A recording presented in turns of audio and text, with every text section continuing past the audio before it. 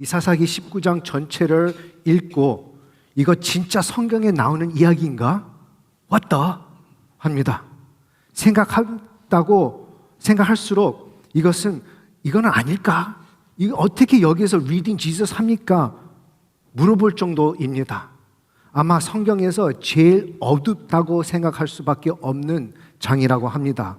그래서 오늘 제목은 가장 어두운 장에서 Needing Jesus입니다. Reading Jesus에서 우리는 Meeting Jesus하고 성경에서 예수님이 나타날 때에 예수님을 만나고 그 다음에 그 맛을 보아서 얼마나 우리가 구주가 필요하는지 Needing Jesus를 한번 우리 19장을 통하여서 배우기를 원합니다. 우리 19장에서는 계속해서 반복적으로 이 타락하는 그 이야기가 있습니다. 애굽에서 출입한 백성들이 모세로 인하여 계속 승리를 입고 가는데 여호수아의 리더십 아래에서 승리를 또 걸쳐서 약속의 땅에 들어갑니다만 여호수아가 죽고 난 다음에는 리더가 없습니다. 왕이 없습니다. 그러나 하나님은 긍휼을 베풀어서 그 왕이나 리더가 없어도 사사를 보냅니다. 다르게 말하자면 deliverer, savior, 구원자들을 여러 번 보내고 있습니다.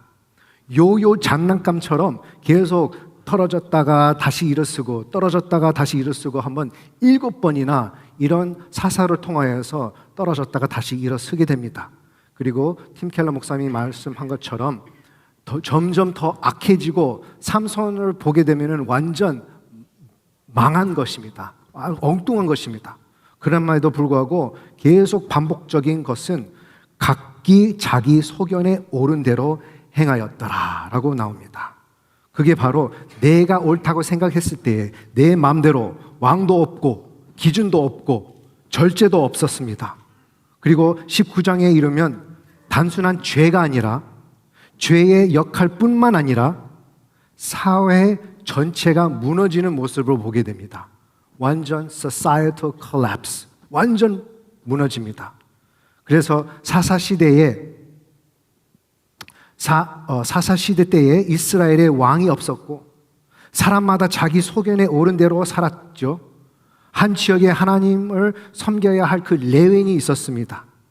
레위인은 그 제사를 드리고 하나의 그 레위 지파에서는 목사라고 생각할 수 있는 역할이었습니다. 그러나 베드로 전서 2장 9절 말씀을 의하면 너희는 택하신 족속이요 왕 같은 제사장들이요 거룩한 나라요 라고 말씀했을 때에 우리는 모두 다 레위의 자리에 있습니다. 하나의 예수님의 예표로서, 예수님의 대표로서, 예수님의 향기로서 살아야 하는 레위인 줄로 믿습니다. 아무튼 이 레위인은 첩을 구했습니다. 이 첩을 구하고 그것은 법적으로 구했지만 일단 관계가 깨졌어요. 그녀는 베들레헴에 있는 아버지 집으로 이제 돌아갑니다. 한 100일 후에 그 레위인은 자기 첩을 다시 데려오기 위해 찾으러 갑니다.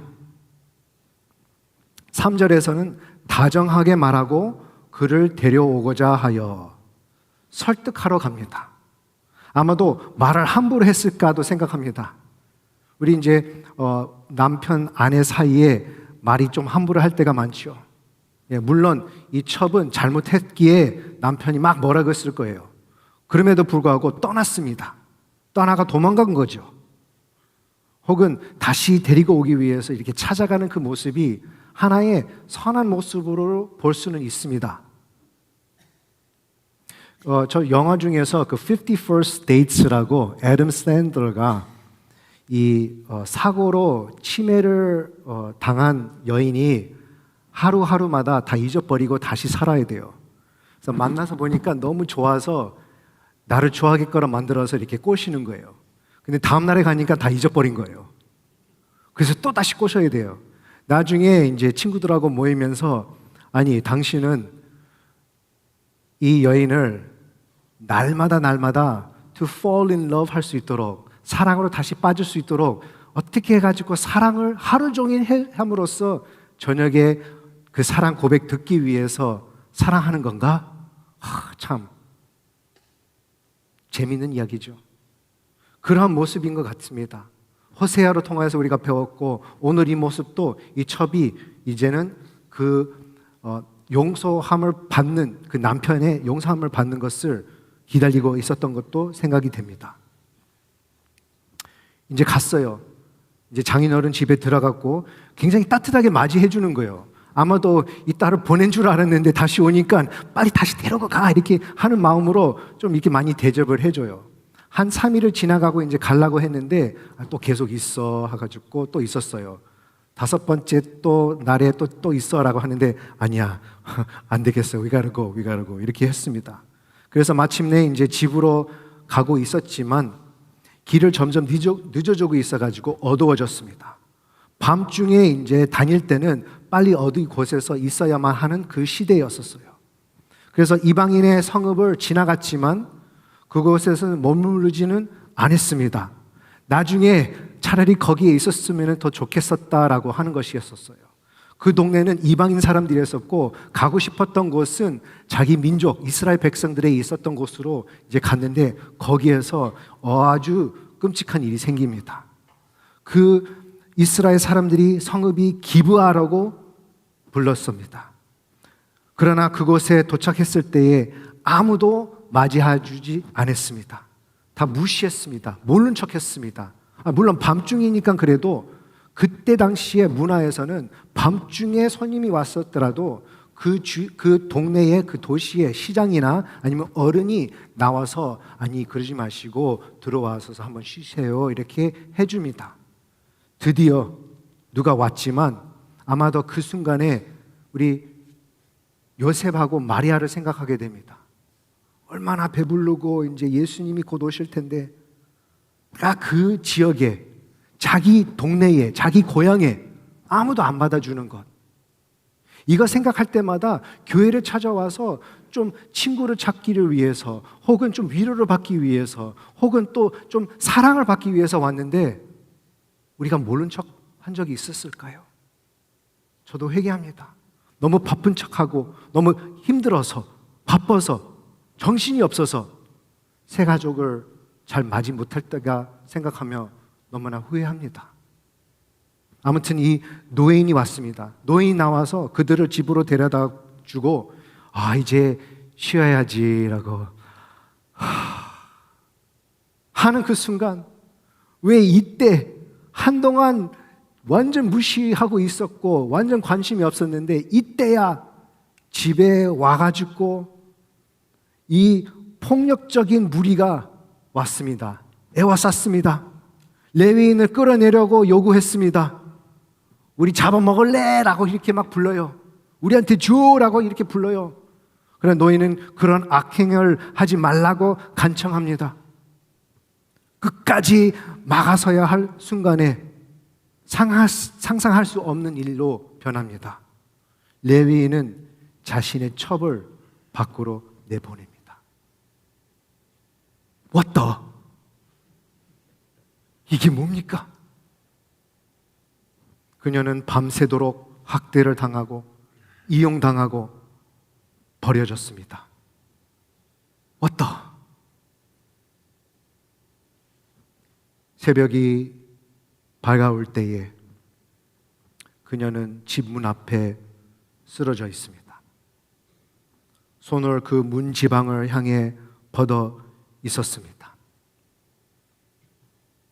아니, 지키고 어떻게 있나 이렇게 확인하지도 않고 깨어서 나가서 꼭 신문을 찾듯이 그냥 문을 열어가지고 보는 그 레위인이 웬일인고? 돌아왔네.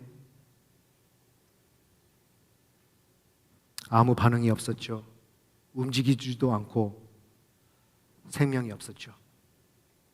첩에 시신을 낫기에 씻고 집으로 이제 돌아갑니다. 그리고 충격적이고 끔찍한 그 행동으로 그녀의 시신을 토막 내어 이스라엘의 전역에 보냈습니다. What the?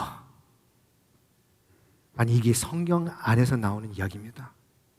그것을 본 사람들은 모두 충격에 빠져 있었습니다. 아니, 이런 일은 지금까지 한 번도 없었다. 그러나 이것은 단지 한 밤의 비극이 아니었습니다. 이것은 하나님의 백성이 더 이상 하나님의 통치 아래 살지 않을 때에, 하나님 필요 없다라고 했을 때에 일어나는 모습입니다. 오늘도 이러한 모습이 하나님 없다고 했을 때에 하마스, 케이오스, 죽임, 바이런스가 이루어집니다. 여기에서 우리는 우리 리딩 지저스를 통하여서 아주 중요한 질문이 있어야 합니다. 이런 이야기 속에서 예수님은 도대체 어디 계십니까? 겉으로 드러난 그 모습은 안 보여요. 바로 결핍된 자리에서 있습니다. 이 본문이 보여주는 것은 영웅이 아니라 영웅이 절실히 필요한 현실입니다. 성경에서 가장 어두운 이 장에서 Reading Jesus를 하고 있을 때에 우리가 얼마나 구원자가 필요하는지, 우리가 얼마나 Needing Jesus를 하고 있는지를 우리에게 보여주는 장입니다. 그래서 팀 켈러 그 포인트에서 바로 우리에게 이것을 보여주고 있습니다. 사사기 19장은 영웅을 보여주는 것이 아니라 영웅의 부재를 보여줍니다. 진정한 영웅이 없을 때 이렇게 타락한 상태라는 것입니다. 영웅을 리딩하는 그 갈등, 예수님 구원자가 필요한 그 갈등이 바로 19장에서 나타나고 있습니다. 레위인은 영적 지도자처럼 보였지만 가장 중요한 그 순간에 완전히 실패합니다. 자신을 희생하지 않고 자기 첩을 희생시킵니다. 여기서 Reading Jesus가 Needing Jesus 복음으로 나타납니다. 복음의 대비가 이렇습니다. 레위인은 자신을 살리기 위해 신부를 버립니다. 그러나 예수님은 신부를 살리기 위해 자신을 내어줍니다. 사사기 19장은 신부를 파괴하는 제사장을 보여주지만 복음은 신부를 위해 죽으시는 구주, 구세주를 보여줍니다. 왜 이런 이야기가 성경에 있을까요? 우리의 실상을 보여주고 있는 뜻입니다. 하나님이 우리의 삶에서 사라지면은, 우리가 하나님 필요 없다고 이렇게 버리면은 사람은 물건이 되고 사랑 대신 힘이 지배하고 신앙은 껍데기밖에 안 될 수가 있습니다. 이 19장이 마치 우리에게 거울이 될 수 있습니다. 우리의 현재 상황을 보여주고 있습니다. 하나님 없이는 인간은 이렇게 된다. 그리고 전체 사사기는 외칩니다. 우리는 왕이 필요하다. 선한 왕이 필요한다. 의로의 왕이 필요한다. 우리는 We need Jesus. 왕이신 나의 하나님, 내가 주를 높이고 영원히 주의 이름을 송축하리이다. 구원하는 왕, 고난받은 왕, 바로 예수, Needing Jesus 사시기를 축원합니다. 예수님은 참되고 더 나은 레위인이십니다. 레위인은 신부를 버렸지만 예수님을 신부를 끝까지 찾으십니다. 레위인은 신부를 희생시켰지만 예수님은 자신을 희생하십니다. 레위인은 죽음을 가져왔지만 예수님을 영생을 가져오셨습니다. 참된 생명을 우리에게 주셨습니다. 십자가에서 예수님은 모든 죄와 심판의 무리를 맞으셨습니다. 그리고 우리를 그 문에서 밀려내지 않고 자신이 그 문으로 대신 나아가십니다. Reading Jesus를 Needing Jesus로 어떻게 해석합니까? 먼저 죄의 깊이를 보시기 원합니다. 이러한 문제들은 그냥 사사기에서 나오는 것이 아니고 온 성경에서 계속 죄에 대한 우리 더러움을 보여줍니다. 아무리 주님 앞에 경건하게 왔더라도 더러운 뱃선물 묻어져 있는 기저귀밖에 안 돼요. 우리는 구원이 필요한 불쌍한 존재입니다. 참된 왕에게 나아가시기를 축복합니다.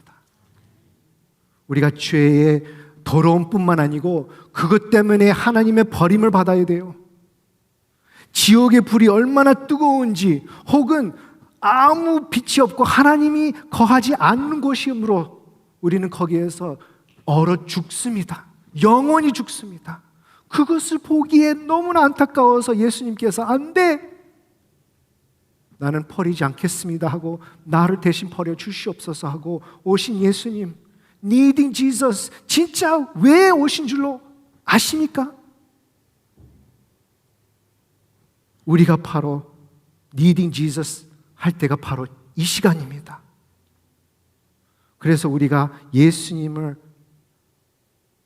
Meeting Jesus 했을 때에, Needing Jesus를 깨달았을 때에, 앞으로 예수님 모시고 살 때에 Being Jesus를 할 수가 있습니다.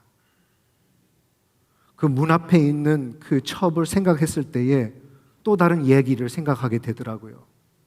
어느 선교사님의 얘기라고 하지만 그 아내가 먼저 예수님을 영접을 하고 열심히 성경 공부를 다니고 있는데 남편이 너무나 그거 보기가 싫어하는 거예요.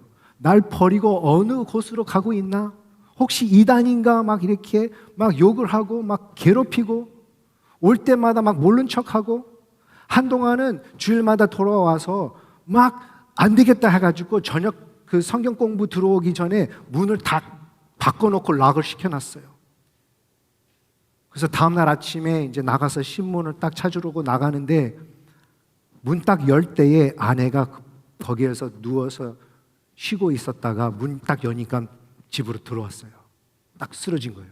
그래서 딱 벌떡 일어나가지고 남편은 이제 막 화가 날까봐 이제 한번 하려고 했는데 아내의 입에서 당신 직장 나가기 전에 무슨 아침 식사 하시겠어요? 하고 바로 부엌으로 들어가는 거 있죠.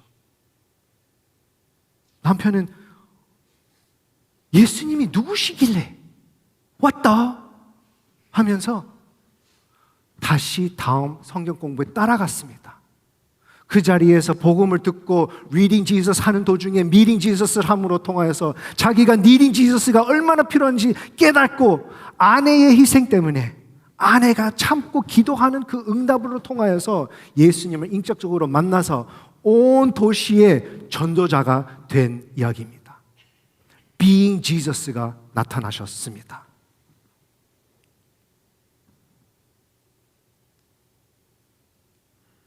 처음에 시작하면서 생각도 못했었던 영화가 나중에는 보기가 굉장히 좀 징그러웠었다는 영화가 또 2004년도에 나온 것이 기억합니다. 그때의 Passion of the Christ 영화였었습니다. 그때의 어두운 세상에서 하나님의 말씀, 육신을 입어서 어두운 세상에 빛으로 오신 예수님을 보여주시고 그 십자가, 그 어둡고 끔찍한 십자가로 가신 그 예수님의 모습을 보았습니다. 그리고 마지막 장면에 부활하신 예수님의 모습을 보고 이제는 멜 깁슨이 이제 6년이 지나갔죠. 아니 23년이 지나갔죠. 3월 26일에 Part 1이 나오고 5월 6일에는 이제 사순절 아니고 펜테코스트, 오순절이 나오고 난 다음에 Part 2가 또 나온다고 합니다. 내년입니다. 금년이 아니고요. 내년을 기대하면서 오늘부터 3일 후에는 선금요일입니다. 십자가에서 가시면류관을 쓰신 예수님 묵상하는 날입니다. 그 머리와 눈에 피가 흘려 눈을 덮어 앞에 안 보여서 아버지가 없는 어두움 속에서 계셔야 하셨습니다. 하나님의 긍휼을 받아 죄사함을 주시기로 그 피 눈물을 닦아주신 구원의 주님의 손을 생각합시다.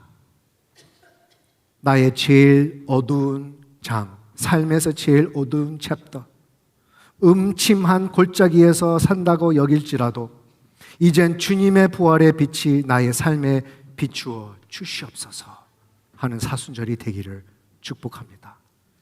Needing Jesus를 외치는 삶, 나의 어두움을 밝히고 새 생명을 사는 저와 여러분 되시기를 주 예수 그리스도 이름으로 축원합니다.